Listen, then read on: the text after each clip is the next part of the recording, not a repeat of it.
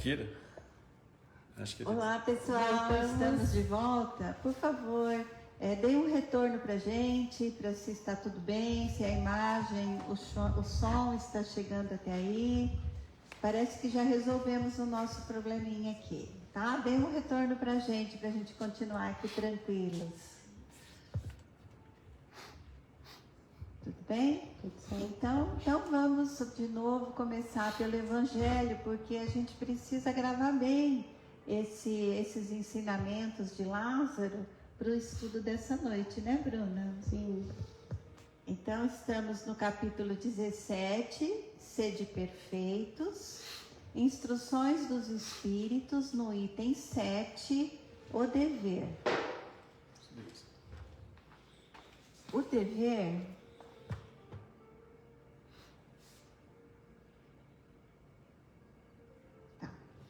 Então, pessoal, vamos só aguardando que os nossos amigos estão tentando entrar de novo, porque caiu de todo mundo, né? Até todos entrarem outra vez, fazerem contato conosco. Já tem 17, tá pode ir. Já tem 17, pode ir. Tá tudo bem aí, entrando direitinho? Ouvindo bem? Então tá bom, então vamos lá. Então vamos de novo começar pelo capítulo 17 do Evangelho segundo o Espiritismo, Sede Perfeitos. Nas instruções dos Espíritos, Lázaro nos fala sobre o dever, no item 7. Então ele nos diz o seguinte: o dever é a obrigação moral, primeiro para consigo mesmo e depois para com os outros. O dever é a lei da vida. Encontramo-lo nos mínimos detalhes, como nos atos mais elevados. Quero falar aqui somente do dever moral, e não do que se refere às profissões. Na ordem dos sentimentos, o dever é muito difícil de ser cumprido,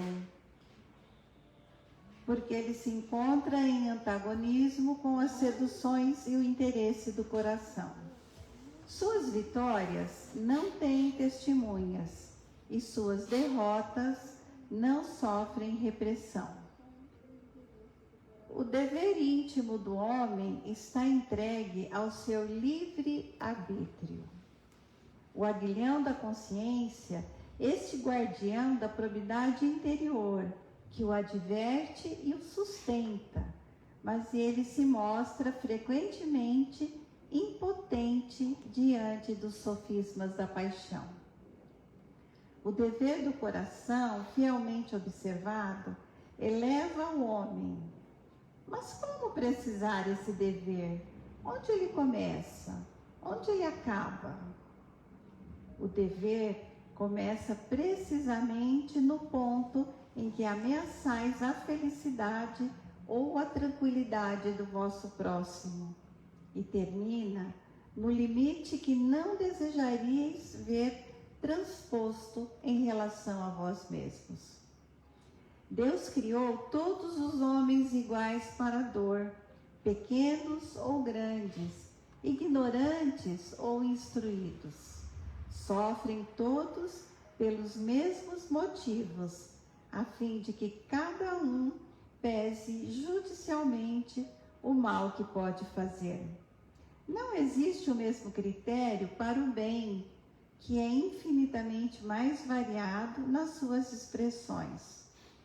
A igualdade em relação à dor é uma sublime previsão de Deus, que quer que os seus filhos, instruídos pela experiência comum, não cometam o mal, desculpando-se com a ignorância dos seus efeitos. O dever é o resumo prático de todas as especulações morais. É uma intrepidez da alma que enfrenta as angústias da luta. É austero e dócil, pronto a dobrar-se às mais diversas complicações, mas permanecendo inflexível diante de suas tentações. O homem que cumpre o seu dever ama a Deus mais que as criaturas e as criaturas mais do que a si mesmo. É a um só tempo juiz e escravo na sua própria causa. O dever é o mais belo galardão da razão. Ele nasce dela, como o filho nasce da mãe. O homem deve amar o dever, não porque ele o preserve dos males da vida, aos quais a humanidade não pode subtrair-se, mas porque ele transmite à alma o vigor necessário ao seu desenvolvimento.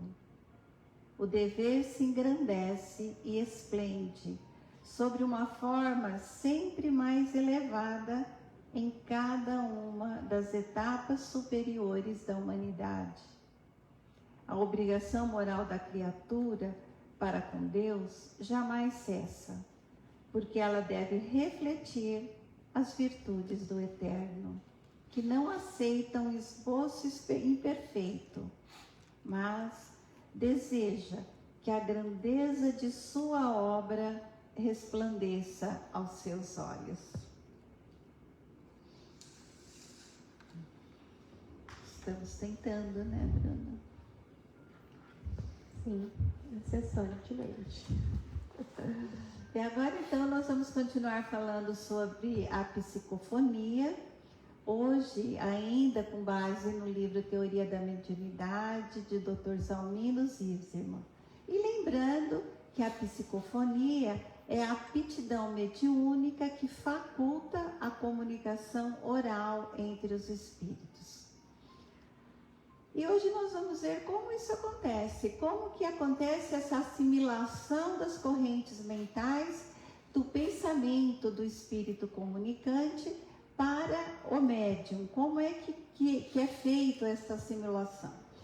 Então, primeiro ele nos traz, segundo Kardec, em Obras Póstumas, Kardec nos traz que o fluido perispirítico, que é o agente de todos os fenômenos espíritas, ele é produzido pela ação recíproca dos fluidos do médium e dos fluidos do espírito. E essa relação se estabelece por meio dos respectivos perispíritos. Então, dependendo do grau de afinidade entre os dois fluidos, o fluido do médium e o fluido do espírito comunicante, transmite-se a mensagem.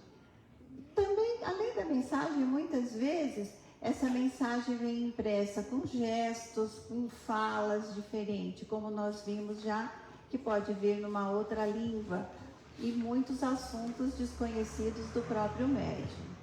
Segundo André Luiz, ele nos fala que a mediunidade é um dom inerente a todos os seres, como a faculdade que a gente tem de respirar, e que cada criatura assimila as forças superiores ou inferiores com as quais ele se sintoniza. Então, ele nos traz ainda que o Divino Mestre, né, nos recomenda sempre a oração e a vigilância para não cairmos na tentação do mal, para tentarmos identificar os nossos pensamentos e corrigi-los, para que na hora desta ligação mental nós possamos ser os mais perfeitos intérpretes dela. Ele diz o seguinte, que tudo isso que acontece em volta de nós é como se fosse um fio de forças vivas que irradia de nós e encontra esta outra força do plano espiritual. E que assim vai descendo em volta de nós como se fosse uma rede de impulsos que por vezes a gente não consegue dominar muito bem. São impulsos irresistíveis que acontecem na hora dessa ligação mediúnica. Mas que para que ocorra o fenômeno mediúnico, é necessário que ocorra essa assimilação das correntes mentais. Então, para que ocorra essa corrente mental, ela deve primeiro ter uma atmosfera perispirítica, que vai dar pela somatória da vontade do médium. Quando ele se coloca à disposição, em oração, ele começa a ter uma exteriorização do seu perispírito, começa a ter uma expansibilidade.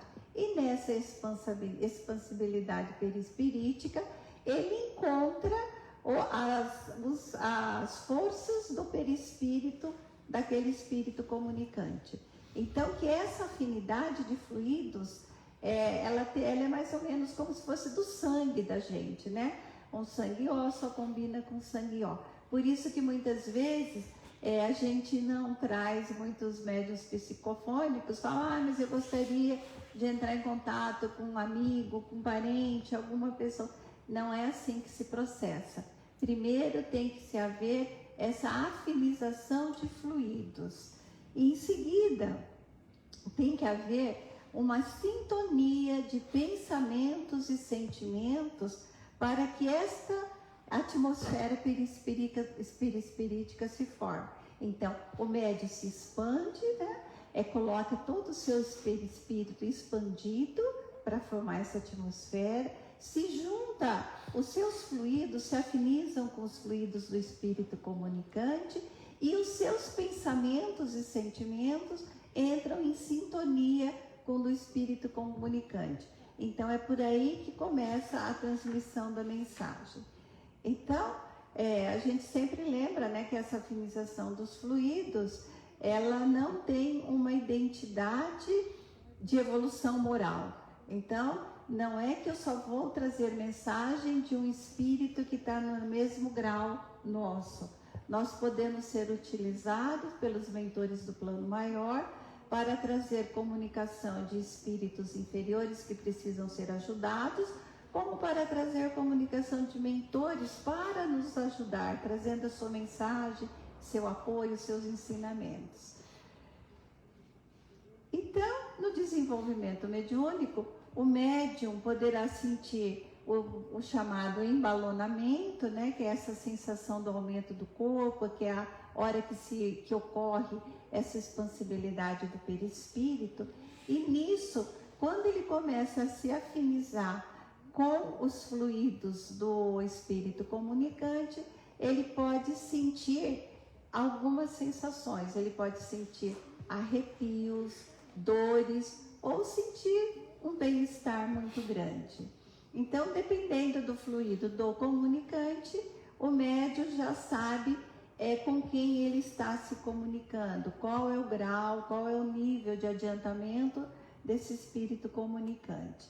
Então, para a gente verificar o grau de assimilação dessas correntes mentais, ele está muito ligado com a exteriorização perispirítica. E aí nós vamos ver que a faculdade de psicofonia, como outras, ela tem 3 tipos, né? Ela tem graus, ela tem o consciente, o semiconsciente e o inconsciente. E dependendo deste tipo de grau que a gente tem, que trazemos, que ela é inerente ao organismo físico de cada médium, é que vai se assimilar essas correntes mentais. Então, nos adverte, né, Zalmino nos traz que para a gente sempre lembrar que esse processo ele se desenvolve nas 2 dimensões simultaneamente. Nós não conseguimos fazer sozinho. Nós não adianta falar que eu vou marcar uma hora para que isso ocorra, que não é assim. Tem que ocorrer nas 2 dimensões e com as permissões adequadas para que a gente não seja envolvido por aqueles que a gente não gostaria de trazer, mas que estão aqui à nossa volta o tempo todo, né? Então ele fala também que diversos fatores podem prejudicar, podem interferir nesta comunicação. Entre eles, a resistência e a desconfiança do médium, que é muito natural isso no começo, a gente sentir isso, mas que o estudo vai levar as pessoas a identificar em si qual é a faculdade, qual é o potencial, como que ela pode trazer esta mensagem. Ele fala que também pode prejudicar a sintonia, né, que é um fator fundamental quando nós não estamos ligados ali naquele processo, quando nós deixamos que tenha interferência de outras ideias nossas, alguma coisa que ocorreu durante o dia, a gente acaba interferindo na mensagem do comunicante e com isso a mensagem não chega limpa do jeito que deveria ser.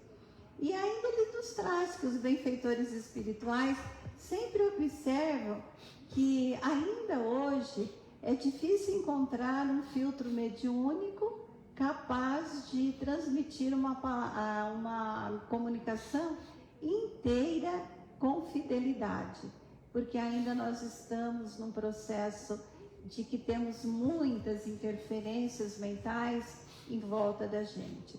Então, existem os médios que já conseguiram dominar esta técnica, mas a maioria de nós ainda estamos muito sujeitos, então devemos ter muita vigilância e muita oração na hora de um processo mediúnico. Então ele fala também que, dependendo do estado, além dessas interferências que a gente tem, dessas ideias que podem vir do dia a dia, o estado emocional do médium também interfere na comunicação. Então, que é muito importante para a educação mediúnica que o médium seja disciplinado, que ele não seja um fator de preocupação do grupo em que ele está atuando e também dos mentores, condutores do processo, e que para que tenha sempre bom êxito, recorramos sempre à oração e à vigilância. Então ele diz o seguinte, que André Luiz, no livro Nos Domínios da Mediunidade, nos faz um resumo de tudo isso. E ele fala o seguinte: as faculdades medianímicas e a cooperação do mundo espiritual surgem por toda parte. Onde há pensamentos, há correntes mentais. E onde há correntes mentais, existe associação de ideias. E em toda associação, há interdependência e influência recíproca. Daí concluímos quanto à necessidade de vida nobre, a fim de atrairmos pensamentos que nos enobreçam. Trabalho digno, bondade, compreensão fraterna, serviço ao semelhante, respeito à natureza e oração constituem os meios mais puros de assimilar os princípios superiores da vida, porque damos e recebemos em espírito, no plano das ideias, segundo as leis universais que não conseguiremos iludir. Então é isso. E agora vamos passar para a Bruna, que vai nos trazer, Bruna. Hoje a gente vai continuar no estudo dos mensageiros e a gente vai conversar um pouquinho sobre o capítulo 13, Ponderações de Vicente. Então, recapitulando rapidamente, né? O André está lá no Ministério da Comunicação, no Centro de Mensageiros. Quando se dirigiu para lá, encontrou o Vicente, que é seu companheiro nessa jornada, e ouviram a palestra do Telésforo com várias observações e depois iniciaram as conversações. E nos últimos capítulos ele está relatando as histórias que ele escuta lá. No capítulo 11 ele fala da história do Belarmino. No capítulo 12 da semana passada ele tem a palavra do Monteiro.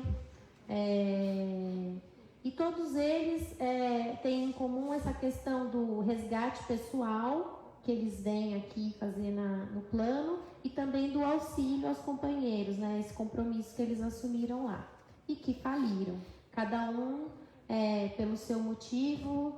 E o Monteiro fala que ele teve muitas dificuldades, né? E que acabou sucumbindo às tentações aqui na Terra, e que fala da dificuldade que o meio provoca em nós, né? Então, e aí ele, na sua jornada aqui, ele acabou deixando o coração de lado e o raciocínio falou mais alto, e ele não acabou pregando, falando sobre algo que ele não praticou, que ele não exerceu, né? E acabou subjugando muitos irmãos aqui enquanto encarnado. E aí o André, ele ouviu muitas histórias, contou aqui, a gente está acompanhando, mas ele não estava farto, né, dessas lições, mas para o momento ele acredita que ele já tivesse aprendido bastante. E aí então entramos agora aqui no capítulo 13, o Vicente convida ele para que eles deixem lá o salão onde eles estavam e para que possam dar um passeio lá pelos jardins, e aí ele fala sobre os imensos jardins, né, com roseirais enormes que balsamizavam a atmosfera leve e límpida, né. Sempre bonita essa descrição, né, que o André faz desde o nosso lar e agora nos mensageiros, da atmosfera lá no nosso lar. E aí ele, então, aceitou o convite do Vicente, eles saem para caminhar e conversar, e aí o André diz que ele ficou bem impressionado, né, com tudo que ele ouviu, né, com as responsabilidades que aquelas criaturas assumiram, e ele diz, enquanto encarnado, eu não conheci nenhum médium ou nenhum doutrinador do espiritismo, né, e aí até por isso ele fala da surpresa dele, né. E aí o Vicente diz para ele assim, meu caro, né, antes de chegar lá no Ministério, né, das Comunicações, o André, ele começou os trabalhos dele nas câmaras de retificação, que estão dentro do Ministério da Regeneração, né.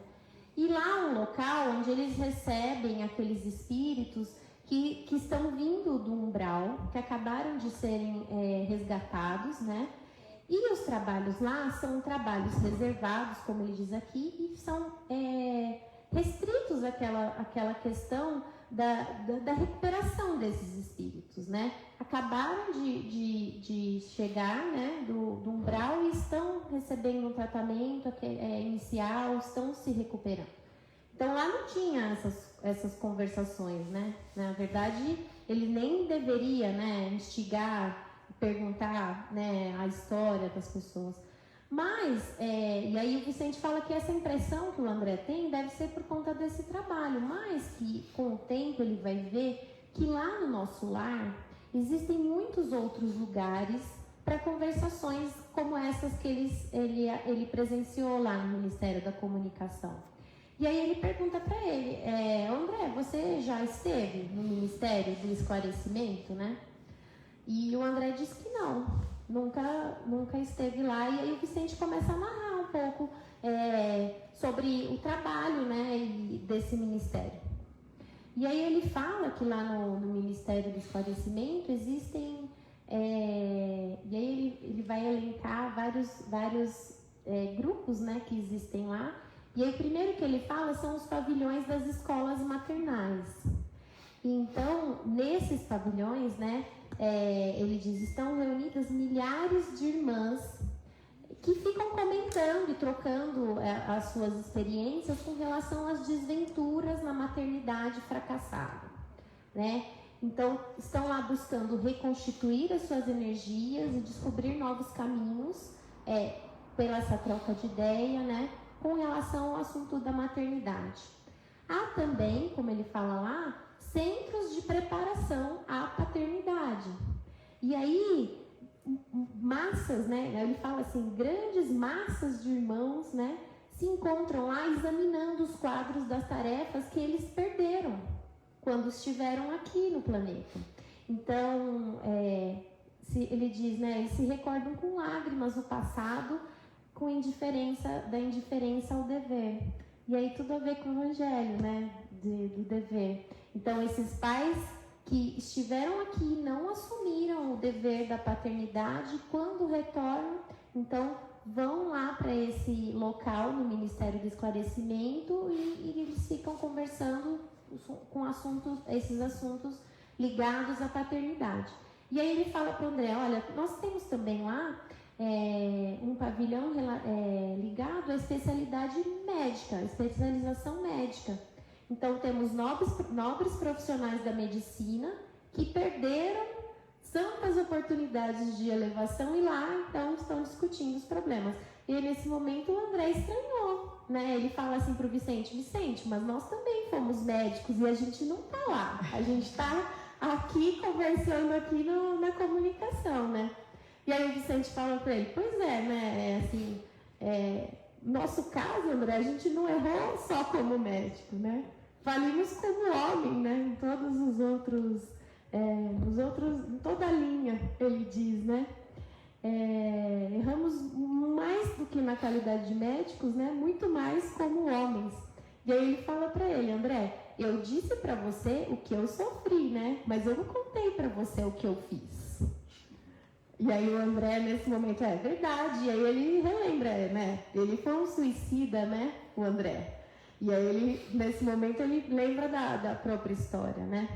E aí, então, ele concordou, né? Desapontado, recordando dessa condição dele. E aí o Vicente continua, né? Dizendo que, olha, lá no Ministério do Esclarecimento também tem um instituto de administradores, né? Onde os espíritos cultos, né, estão procurando restaurar as forças e corrigir os erros que eles cometeram enquanto estiveram aqui encarnados e só ficaram usufruindo das mordomias da terra. E aí fala ainda de milhares de trabalhadores também que estão lá se preparando, né, para que se renovam para a recapitulação de grandes tarefas de obediência, né? E aí possivelmente espíritos que precisam aprender isso, né? A obediência, a seguir regras, né? E que então lá estão conversando, discutindo, se preparando para retornar e buscando o aprendizado, né? E aí ele diz, né, que são milhões, né, muitos numerosos mesmo, a quantidade de falidos nas missões, né? Então, na Assembleia lá, quando eles estavam no Ministério da Comunicação, o Telésforo fala isso, né? Que a Assembleia estava repleta de falidos, né? E aí o André, nesse caso lá, eles estavam falando de questões espirituais, né, de doutrinadores, médiuns que erraram. Mas assim, tem de todos os tipos, como a gente viu aqui, né, eles estão lá no Ministério do Esclarecimento, tem isso. Mas ele diz que todos eles chegaram ao nosso lar e devem se considerar extremamente felizes por isso. Por terem sido acolhidos, né? O nosso lar é uma colônia, a gente já viu isso lá no nosso lar, no primeiro livro, ele é composto por 6 ministérios, e aí ele destaca aqui 2 ministérios celestiais, ele fala, que é o da elevação e o da união divina, que são responsáveis por manter a elevação do padrão de pensamento dentro de nosso lar.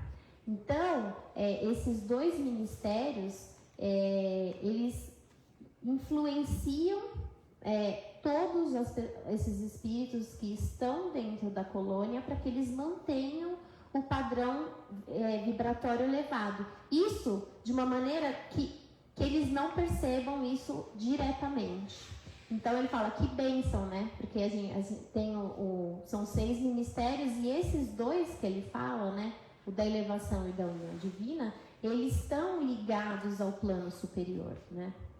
E aí eles trazem essa harmonização das vibrações aí para a colônia, né?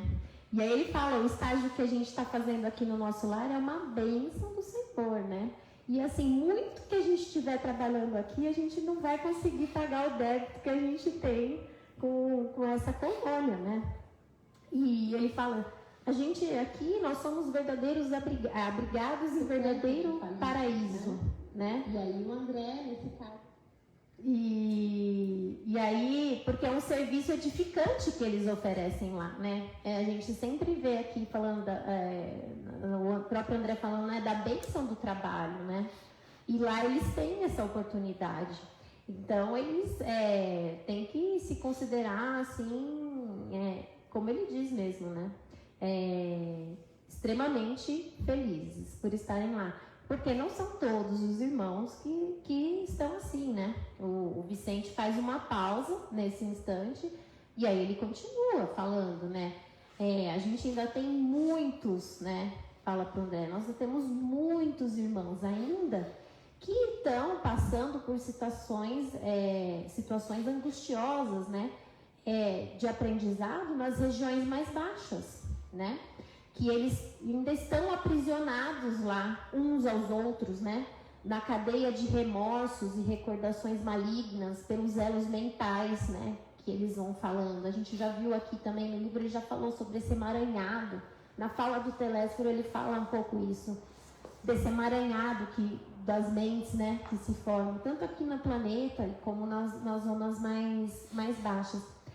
E aí ele fala, com relação à medicina, a gente tem muitos colegas, né, que sofreram a bancarrota espiritual. E aí ele diz, olha, a saúde humana é um patrimônio divino e o médico é o sacerdote dela. Então, quem recebe esse título tem que utilizar ele em favor do bem dos semelhantes. E os que não fazem isso acabam pagando caro pela indiferença. E aí ele ainda diz, aqueles que abusam do título de médico, muitas vezes são situados no campo do crime. Então, e aí ele vem com uma mensagem linda, né? Que ele fala assim para o André, sobre Jesus, né? Que Jesus, ele não foi somente mestre, ele foi médico também. E ele deixou no mundo um padrão de cura para o reino de Deus.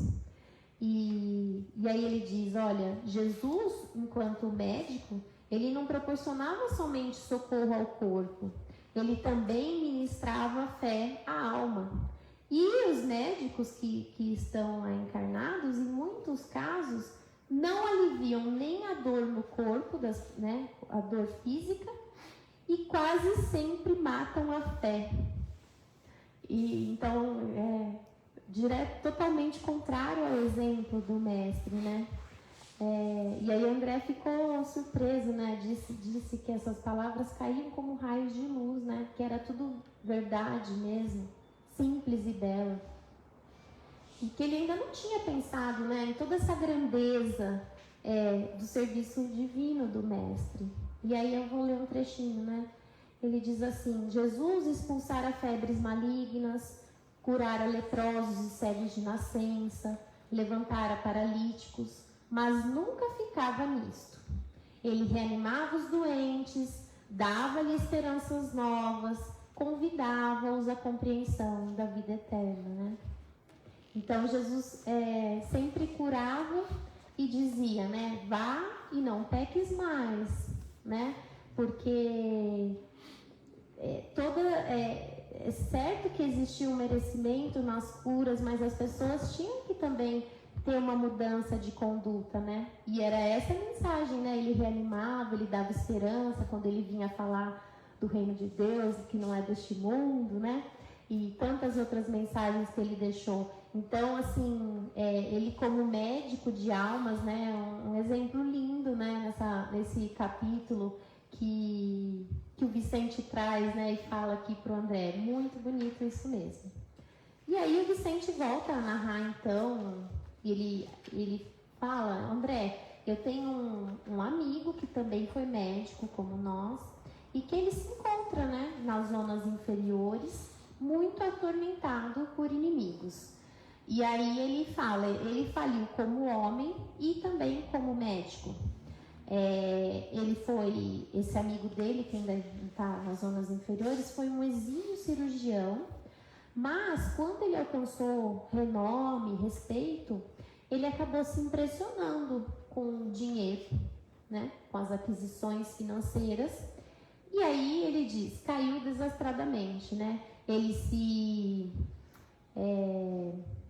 desligou das tarefas dele como médico, né? Estava assim, distraído das tarefas dele como médico.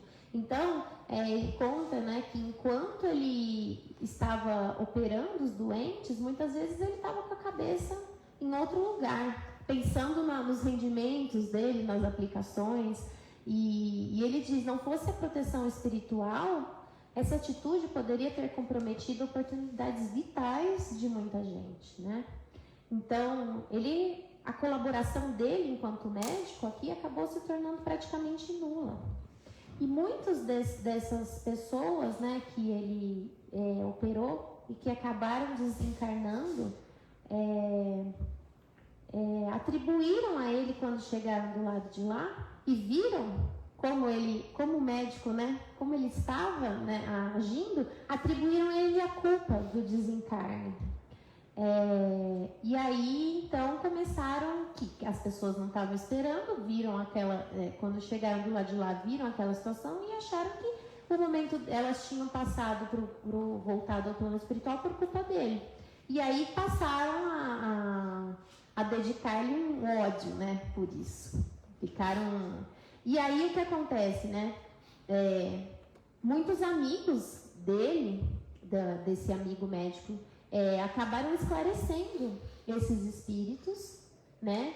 Muitos aceitaram e deixaram de persegui-lo, mas 2 deles não. E ficaram esperando ele. Quando ele desencarnou, começaram uma perseguição. E o André, então, ficou bem impressionado, né, com essa história. E ele pergunta, mas como, né, que ele pode ser atormentado desse jeito? Porque o Vicente relatou que os óbitos não tinham ocorrido por culpa dele, né? E aí ele fala, né, realmente, o Vicente continua, ele fala, realmente, André, ele não teve culpa na morte deles. Nada fez para interromper a existência física, mas ele é responsável por essa inimizade e essa incompreensão que acabou gerando isso. Ele é responsável por essa inimizade que ele gerou na mente dessas pessoas, né?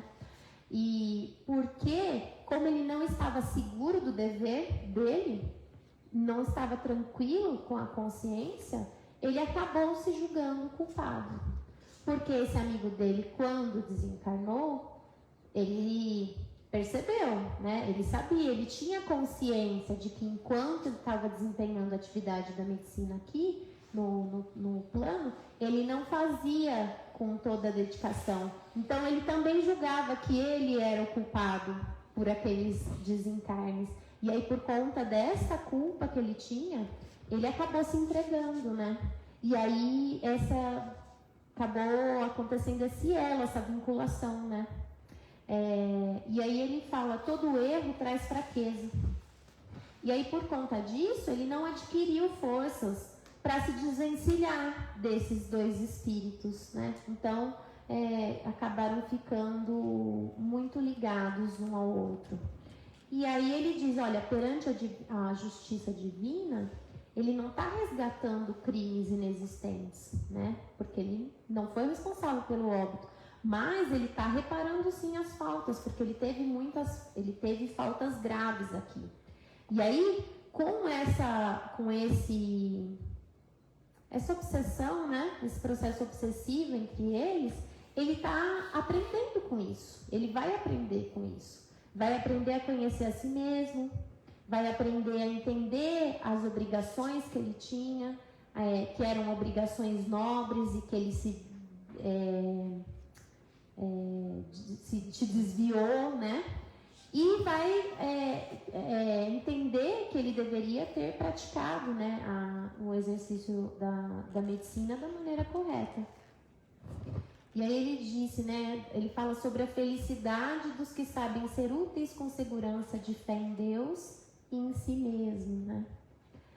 Então, e outra coisa que ele fala também, né, a noção do dever bem cumprido, né, ele diz para André, é uma luz firme para o dia e o abençoado travesseiro para a noite. Então, se ele tivesse cumprido bem o dever dele enquanto médico, ele não estaria entregue a essa culpa, né? E aí isso é que o aprisionou, e aí é essa prova e é esse o aprendizado que ele tem que ter. Ele abusou da profissão, então está passando por essa dolorosa prova. E aí o André diz, agora eu entendo, né? Compreendo. Onde existe uma falta, pode haver muitas perturbações. Onde apagamos a luz, podemos cair em qualquer precipício. E aí eles, então, terminam aqui, né?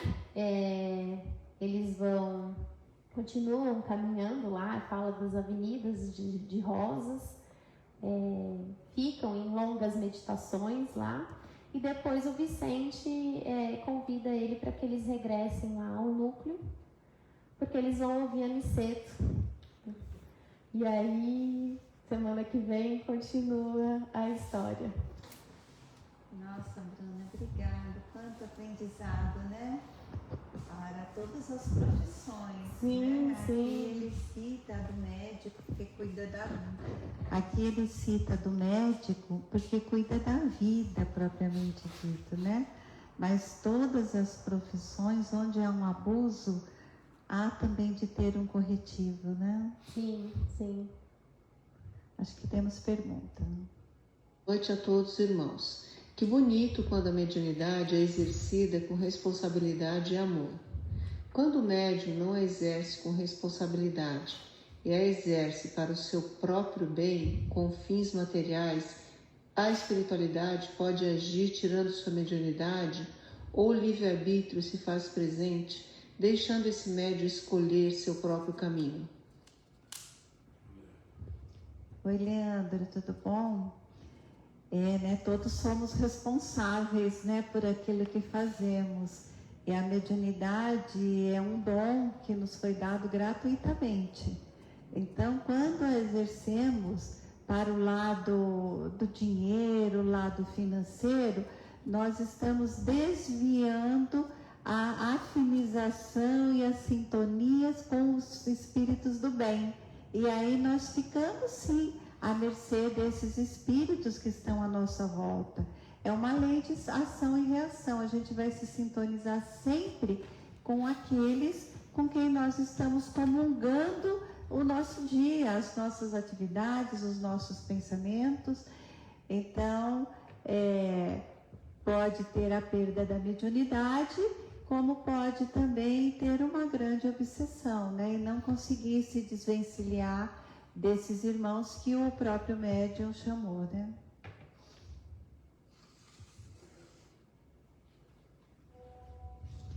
O Bruno, aqui, né, quando ele fala, que bonito, né?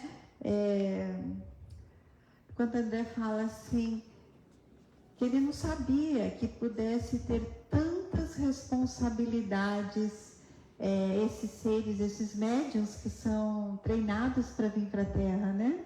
Sim, porque quando ele chegou lá, né, ele se deu conta de que o trabalho lá não era um trabalho de correspondência, né, no Ministério da Comunicação.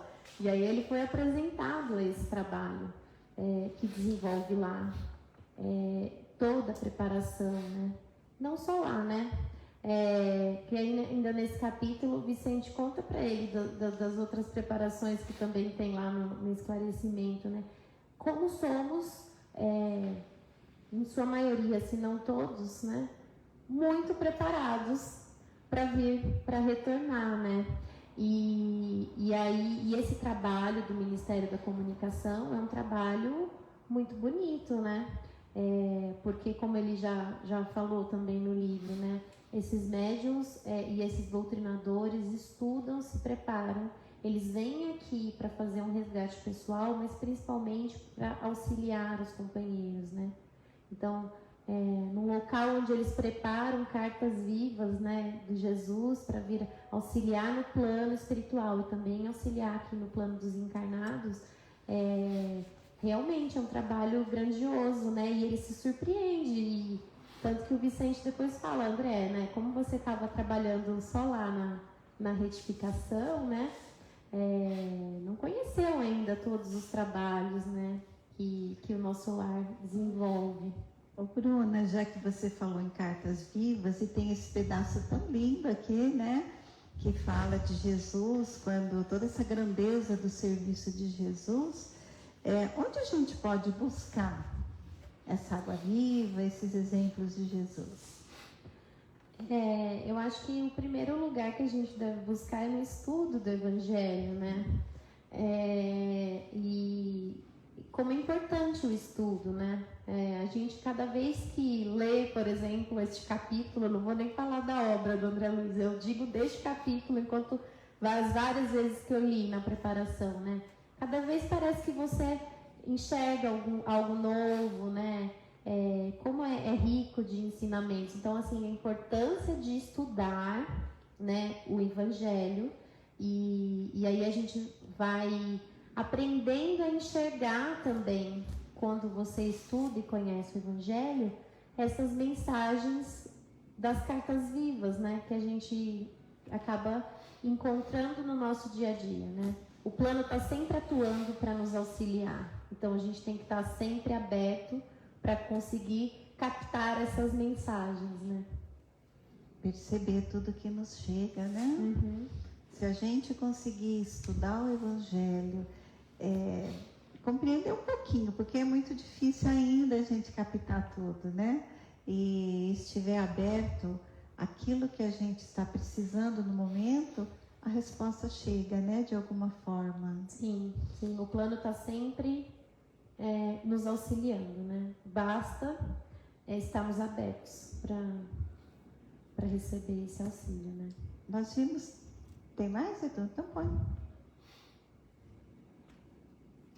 Pergunta do Leandro. Todos nós, mesmo diante do ego, vaidade, arrogância e prepotência, mesmo que aqui na Terra temos ajuda da espiritualidade, ou essa ajuda só vem depois que lá chegamos e percebemos os erros? Não, Leandro, a ajuda está a todo momento com a gente, mesmo quando a gente erra. O maior dos erros, Deus, na sua misericórdia infinita, Ele faz com que alguma coisa modifique em torno de nós para que a gente se levante e comece de novo, para não perder essa encarnação.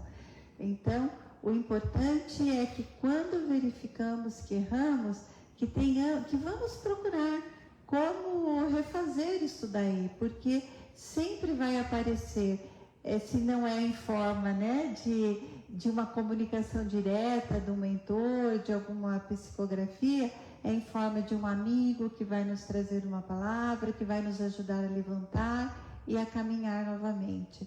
Então, sempre Deus nos dá toda a oportunidade, enquanto estivermos vivos, e tivermos a força de vontade para começar de novo aquilo que a gente percebeu que errou, sempre vamos ter a ajuda do plano espiritual. Não precisamos chegar lá e verificar para ser ajudado, para poder voltar de novo. Não. Deus nos concede ainda na mesma encarnação quantas oportunidades for necessário para que a gente se melhore um pouquinho. Prova disso, né, são as histórias, né, que o André ouviu lá, né, todos contando, né, das suas experiências, né, que faliram, mas sempre nos relatos a gente observa, né, olha, eles tentaram, eu tinha um amigo, ou foi uma esposa, ou alguém do grupo, sempre o alerta vem, mas claro, a gente tem aqui o nosso livre-arbítrio. Mas eles não nos desamparam nunca, né? Se estivermos ligados a eles, né? Um pensamento que a gente levar a Deus, um pedido de socorro, só o pensamento já vai direto e a gente já recebe, né? Agora a gente precisa aprender a enxergar como chega essa mensagem para nós. Da Dona Mari. Os médicos, pelo conhecimento que eles têm do corpo humano, eles são muito mais culpados 2 ou mais vezes por não compreenderem a sua missão aqui na Terra? Eu acho que a responsabilidade deles é sim muito grande, né? Porque como ele diz aqui, ele fala sobre... Eu vou achar aqui a palavra. A saúde humana é um patrimônio divino. E o médico é o sacerdote dela, né? Então, assim, para lidar com esse patrimônio, né, eu acredito, o preparo que existe e a responsabilidade é ainda maior, né? Como a gente viu ali no Evangelho, ele não falou do dever das profissões, ele falou do dever moral. Mas, assim, de toda a sorte, né, com qualquer profissão que a gente vier, ou sendo apenas pai ou mãe, como a gente viu aqui, a gente tem um preparo e um compromisso. Mas eu acredito que, por tratar desse patrimônio divino, que é a saúde, eu acredito que a responsabilidade, sim, é maior, né? Porque o corpo é a morada do espírito, né? Se ele não estiver bem, não tem como o espírito se manifestar, evoluir, né, aqui na Terra. E ainda, como o Vicente narrou, né, muitos dos médicos, quando estão aqui, não apenas deixam de cuidar do corpo, como sempre matam a fé. Então, isso é uma atitude que precisa ter para falar, né? Exatamente. Então, assim, isso é grave, né? A gente tem aprendido que na cura de uma doença, 50% é do médico, dos remédios que são dados, né? E os outros 50% é da confiança que ele passou para aquele ser, para que ele possa fazer tudo que ele descreveu, tudo que ele receitou corretamente e conseguir se melhorar, né? Sim, e ele, muitas vezes, ele mata a esperança, né? Então, se ele não tiver mostrar confiança... que ele diz aqui, que era o que Jesus acendia, né? Enquanto médico, ele trazia essa esperança para aqueles que ele curava, né? Então, apagar essa luz é algo bem grave, né? É um crime, como aqui fala, sim, né? Sim, é um crime que mesmo que ele não tenha tirado a vida física, ele tirou uma esperança mental, né? A força mental da pessoa. Tem mais? Não? Então vamos lá ver aqui.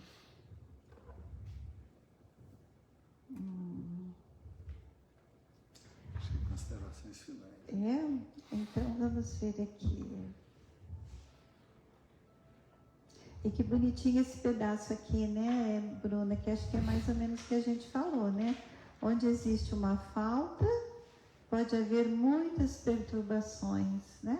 E onde apagamos a luz, podemos cair em qualquer precipício. Isso vale para tudo, né? Para toda a nossa vida. Sim, e já então caminhando com essa sua... E você já pode fazer as considerações finais com esse também. trecho e caminhando aí para as considerações finais, né? E aí aqui ele fala em perturbações, né? Ele não está nem falando dos erros diretamente, né? Porque no caso desse amigo que ele relata aqui, ele ficou extremamente perturbado, né? Pela culpa que ele sentiu quando ele chegou do lado de lá e viu tudo que ele deixou de fazer, a maneira como ele agiu, né? Então, que a gente possa ter essa noção do nosso dever bem cumprido, né? Seja ele em qualquer aspecto, tanto profissional quanto o dever moral, porque essa noção de dever cumprido é que vai trazer a luz para os nossos caminhos, né? E que vai, com essa luz é que a gente vai conseguir seguir trilhando no nosso caminho evolutivo, né? Se a gente acabar se dedicando a perturbações, a gente pode acabar num processo desse, né? De aprendizado doloroso, né? Porque não necessariamente ele precisa ser um aprendizado doloroso, né? E outra coisa, assim, para fechar, né, da gente não esquecer nunca dessa figura do mestre como médico de almas, né? Mestre e médico de almas, né? Que bonito isso. E a gente, e nós, enquanto humanos, né, que temos, como lá no Evangelho falou, né, dores, né, semelhantes, né? E todos nós podemos nos socorrer, né, desse médico de almas, né? Que é Jesus. Obrigada, Bruna, que linda. Então agora, já compreendendo tantas lições, e sabemos que todas elas possam ser resolvidas com o Divino Mestre nos seus ensinamentos,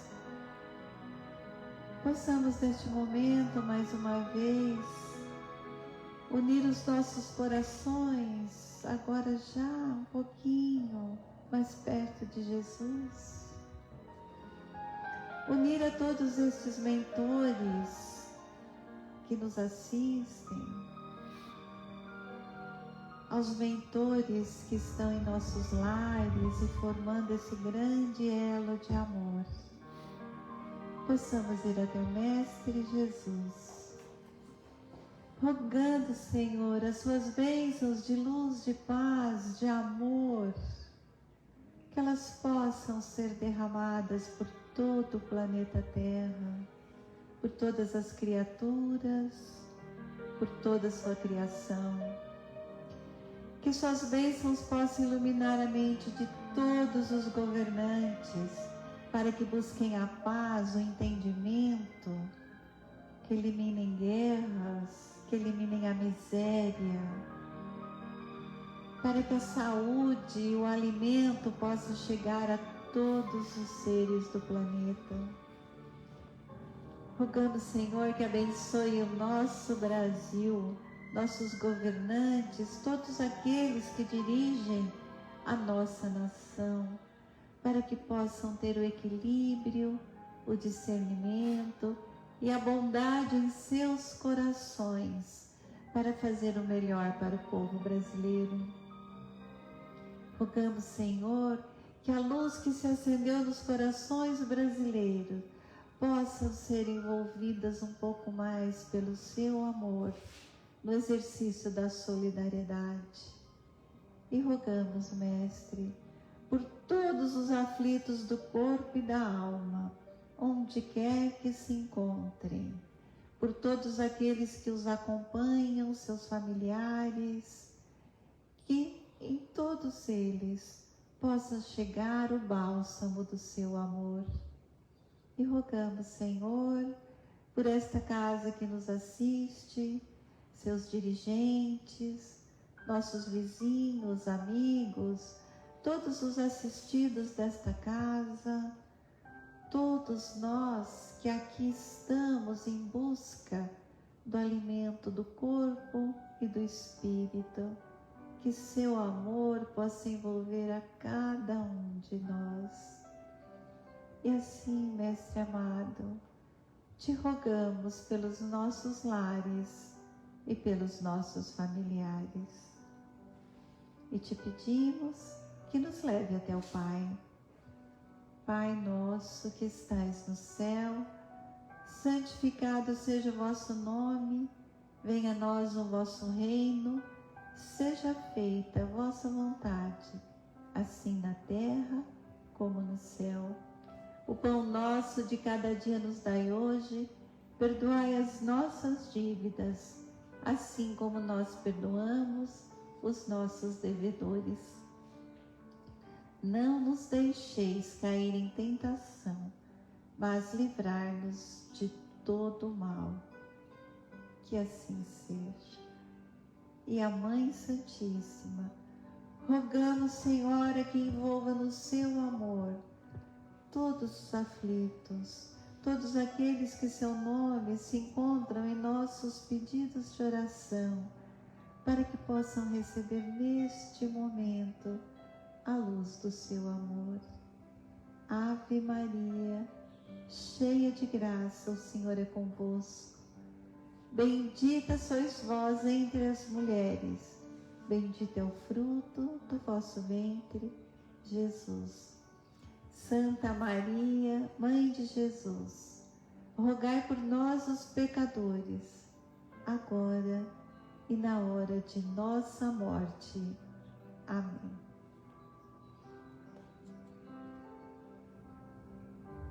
Uma boa noite a todos e até quinta-feira, se Deus quiser. Boa noite.